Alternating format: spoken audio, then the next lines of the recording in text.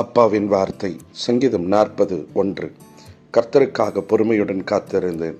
அவர் என்னிடமாய் சாய்ந்து என் கூப்பிடுதலை கேட்டார்.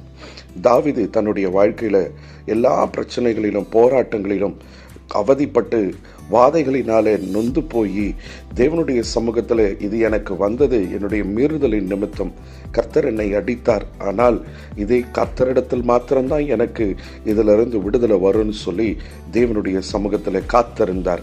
அவர் ஜெபித்த உடனே கர்த்தரிடத்திலிருந்து பதில் வரவில்லை. தன்னுடைய விசுவாசத்தை தளர விடாதபடிக்கு ஆண்டவருடைய பிரசன்னத்தில் காத்திருந்தார். யார்கிட்டையும் போய் உதவி கேட்கல, என்னை காப்பாத்துங்கன்னு சொல்லி கேட்கல. கர்த்தரிடத்துல மாத்திரம் கேட்டிருந்தார். கர்த்தர் அவரை விடுதலை செய்தார். கர்த்தர் அவர் ஜெபத்தை கேட்டார். கர்த்தர் அவருக்கு ஆசீர்வாதத்தை கொடுத்தார். இன்றைக்கு உங்களுக்கும் அப்படிப்பட்ட ஒரு ஆசீர்வாதத்தை கொடுப்பாரு. கர்த்தரிடத்துல காத்திருங்க, விசுவாசத்துல தளர்ந்து போகாதிருங்க, அவரை நம்புங்க. அப்பா உங்களை நடத்துவார்.